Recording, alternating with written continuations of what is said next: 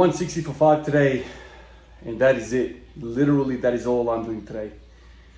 20-minute session, I just warmed up my hips, got under the bar, worked up to 160 for 5, and that is it.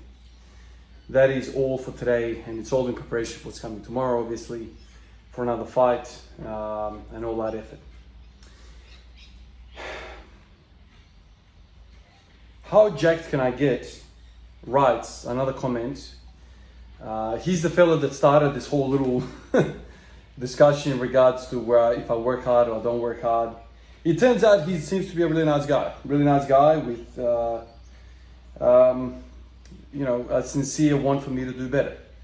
And I don't mind getting challenged in any way, intellectually, at all, as long as we are kind of like mature about it and we're not dissing ourselves, dissing other people, or trying to like bully other people or harm other people, or that kind of thing. I'm all for adult conversations, even if it's from the opposing team. If you have a completely different method, no worries. So I'll read what he writes. He goes on from the previous conversations about this topic, whether I work hard, can I work hard on rows and all that stuff. He goes, I think there's a false dichotomy in your mind between bodybuilding and heaving the weight up. I think it's excellent that you're using strict form so you don't need more weight than it really needs to be. I just think bodybuilding is a lot more about high RPE than you believe. The high RPE isn't as centrally fatiguing on these lighter movements, especially with strict, mechanically disadvantaged form.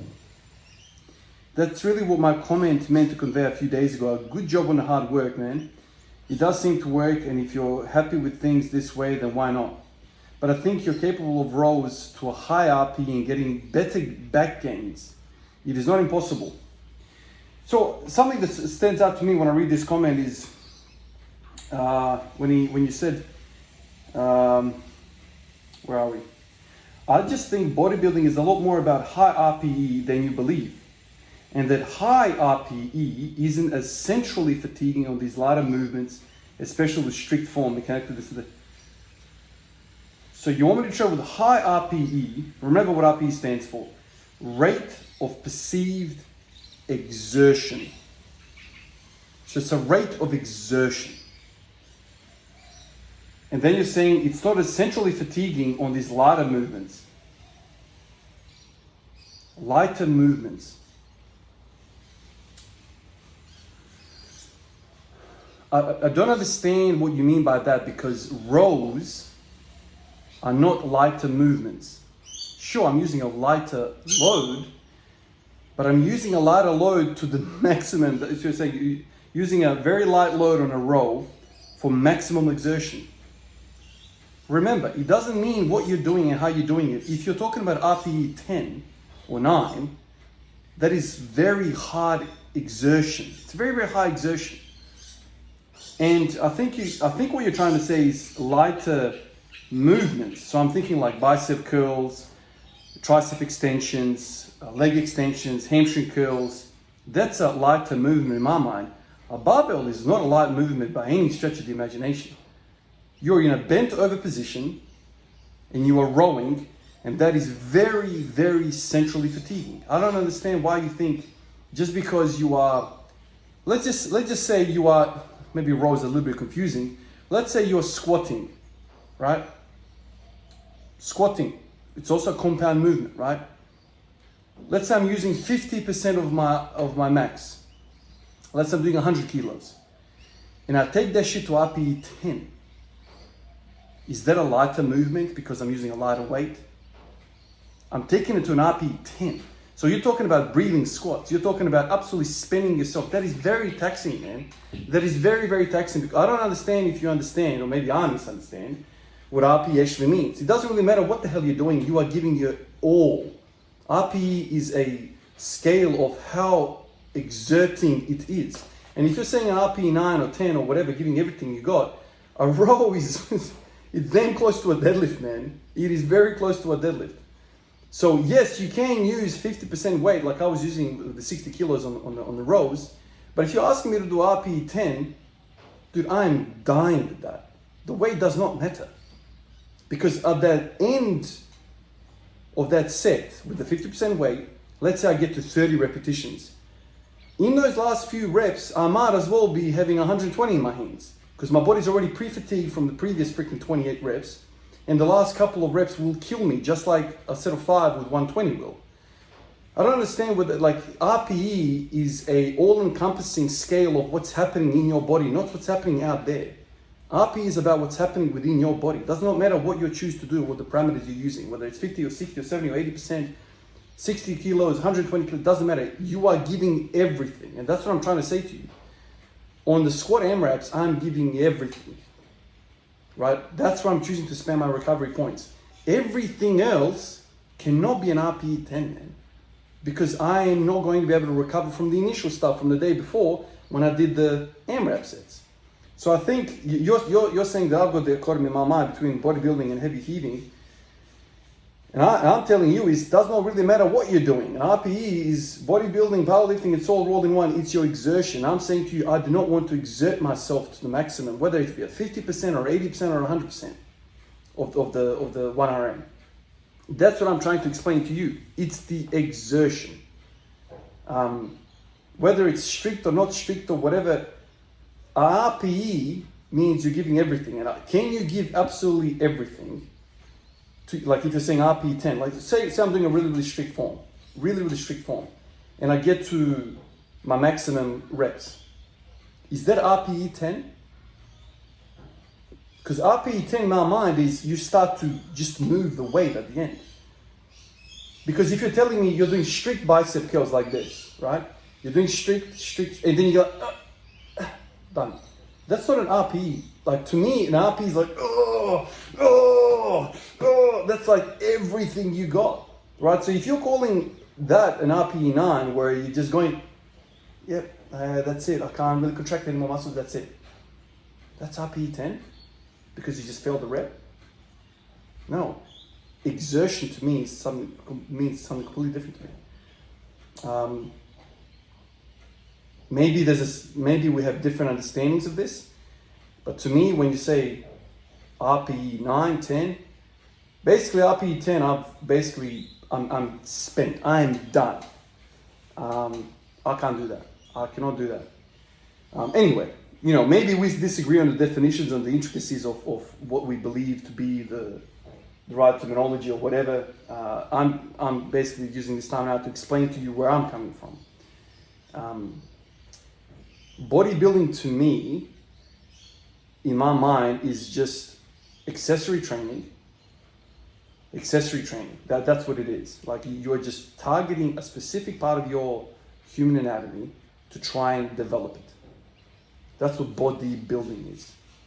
Are squats the best bodybuilding tool for the body? Many have argued that it's not, because it's so encompassing. It does everything. So if you want to bring up your quads, probably there's a cheaper way to do it. Probably there's an easier way to get your glutes. So that's what bodybuilding to me is. It's like a segmented list of exercises that you can kind of train your body. Powerlifting or weightlifting is the performance. You are shifting the weight. You are trying to accelerate the weight. You're trying to move the weight. Over here, in bodybuilding circles, you are using the weight to target the muscle. The muscle is the most important thing. Powerlifting, the weight is the most important thing. The movement. Movement versus muscle. When I'm doing these rows, I'm targeting muscle. I'm not trying to just heave the shit up. I'm not trying to just move. I'm trying to target the muscle. And that's the distinction. Anyway, quite enjoyed that comment, quite enjoyed that thinking. And then what pissed me off was Victor W2474. He comes in sliding from the freaking back like Nemanja Vidic, sliding the hell out of it and taking 4 or 5 blokes out. That's what he does. That's what Victor does. He goes, "It is incredible how so many of us were able to see what you were saying in your original post. Yet he is too proud and arrogant to comprehend your input." I am too proud and arrogant. Right, so we're getting into the section where we start to call each other names. right? So if you were standing right here next to me and you started to say that, I reckon you'd be feeling pretty uncomfortable to say that to my face. Yet, on the little keyboard, you will say that to me, you are too proud and arrogant to understand that, right? So that automatically pisses me off because I haven't had too many people in my face walk up to me right now and say, you know what, you're too proud and arrogant about it. Because all of a sudden there's a altercation, right? And I don't know if you would be willing to do that to anyone. Yet here we are on the keyboard, and you're calling me proud and arrogant and how I don't comprehend. In my eyes, I've spent quite a lot of my time on the posts that how jacked can I get posts. So I've spent a lot of my time, and I'm entertaining this idea, this opposing view, and these challenges of I'm not working hard or I'm the RPE scale or whatever. And here you are calling me names. Victor. Once again, I don't know who you are. You could be a 14-year-old boy hitting puberty, and you have difficulty controlling your hormones, but this is not how you behave as an adult. So I don't know if you're an adult or not, but when you start calling people names, you are going to get an emotional response. Maybe you're trying to get that, I don't know. But then the intellectual conversation, discourse becomes handicapped, becomes difficult, because now you are making a personal attack on somebody's character, on somebody's integrity, and it's not so much about the intellect anymore. It's not about the topic at hand. We're now calling each other's names. In my experience, when people start calling each other's names, that's because they've already lost the argument and they don't know where to go, and so they start, getting to the part where they just start dishing out abuse. So this annoys me. This very much annoys me, Victor. You could have said everything without calling me names. So you could have said, it's incredible how so many of us were able to see what you were saying in your original post. Yet Ivan fails to understand this. I'm happy with that. But I am too proud and arrogant.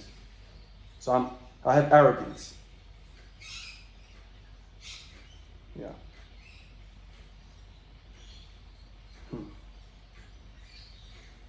Interesting, Victor. So I'm pretty sure how jacked can I get means well.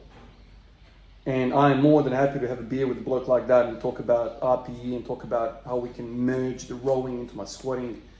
And that, like, I am a student of the game. I'm not a professor. I'm just telling you my existence and trying to chase a goal, right? I'm happy to consult, talk, discuss, intellectual brainstorming. Fine. But with Victor, I would not like to have a beer with him. Because when you start calling me names, all of a sudden you're attacking my character, right? So what's the escalation from here? We put hands on each other? I squat every day, you might squat once a week. You row RPE 10, I row RPE 7. Do I need to call you an idiot? Do you need to call me an idiot? I don't know, man. Once again, this is the false world we live in, and I am real on the camera right now telling you, and you're just some name with a freaking number next to it, probably even a fake name. I don't know who you are, what you lift, what you don't lift. You could be a freaking world's strongest man competitor. You could be a 12-year-old boy living in your mom's basement. I don't know who you are. So I don't know where to take this other than please refrain from insults, because isn't that what trolling is? Aren't you a troll? And there's 3 people that like that. So maybe there's 3 people. Maybe he liked his own comments. Maybe there's 2 other people that agree with this arrogance stuff. Now, in my time, I've come through a fair bit of criticism. In criticism, I'm happy. Like I said, intellectual discourse, I welcome it. But where you put the troll tag on is for people that are immature and they start calling you names. That's silly, and that's annoying. Execution Sommer says, yeah, I remember recently some stuff from Alan Thrall talking about just that when he went from a bodybuilding phase.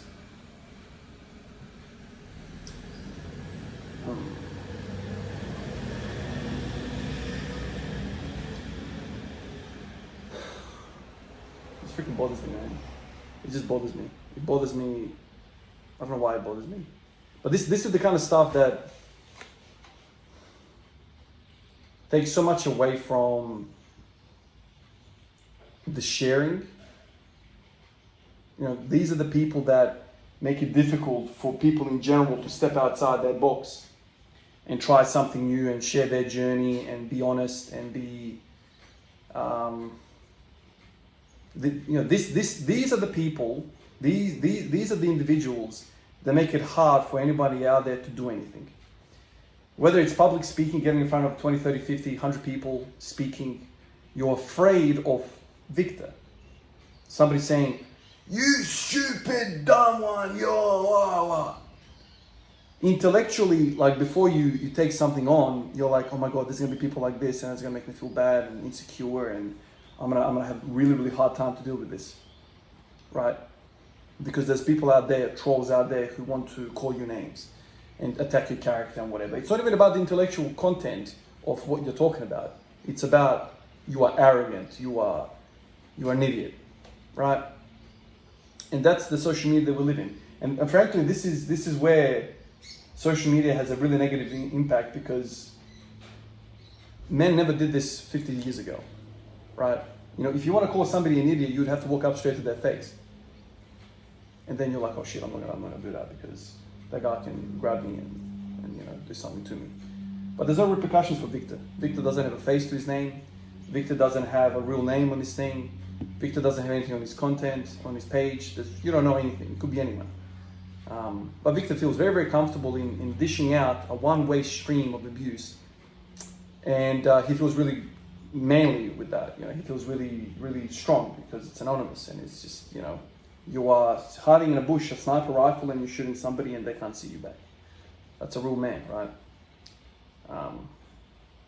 But in the past, I never used to talk about this sort of stuff. I would never highlight this stuff. And then you watch more and more of these people, more and more of these people. Then you get to a stage where, like, you know what? I'm going to highlight Victor in today's video. I'm going to highlight his ignorance. Because if you don't highlight it, then it just keeps going on and on and on and on and on and on. And people just think, oh, well, there was no repercussions about that, so I just keep on doing it. Obviously, there's a lot of positivity on my videos, and I'm very, very glad for that. But it's weird how the mind works, right? Like, so I take all this positivity and I'm happy. But a little bit of negativity, it's almost like a little bit of negativity goes even higher than lots of positivity. It's weird how that happens. But yeah, I don't know. I just simply don't know.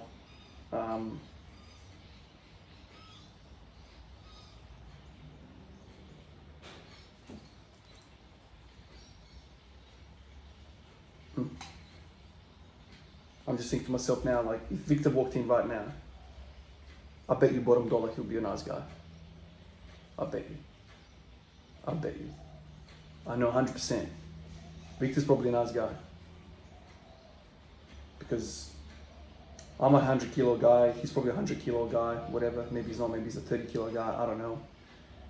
But because of the physical presence of one another, there's respect there. I wouldn't call him names, he wouldn't call me names. We'd sit down, we'd talk about our differences when it comes to rowing and bodybuilding and powerlifting. But because there's a device in between my physical form and his physical form, it's almost like alcohol, right? There's no inhibition. You can just do whatever you want, like, because there's no repercussions. Like, alcohol distorts your mind, your reality. So you're like, you know, I'll say whatever, right? There's no inhibition. It's almost like these devices, like, I can say whatever I want to Ivan, right? Even if you are right, Victor, even if you are 100% right intellectually on that intellectual level, there's no reason for you to call me dumb, arrogant, proud, all this stuff. There's no need for that. You know, I work with some very, very smart people. Every single day I stand corrected. You know, some cardiology guy comes up, cardiology consultant says, you need to do this. And I'm like, why is that? Oh, okay, cool, that makes sense. ED consultant comes up and says, Ivan, we need to do this and this and this. Why haven't you done this? I'm like, damn, I didn't think of that. Every single day I stand corrected. Every single day I get directed. Some very, very smart people walking around the earth. Most of the time, there's been some occasions, most of the time, they don't go, ha, you're such an idiot. You're so arrogant of your ways.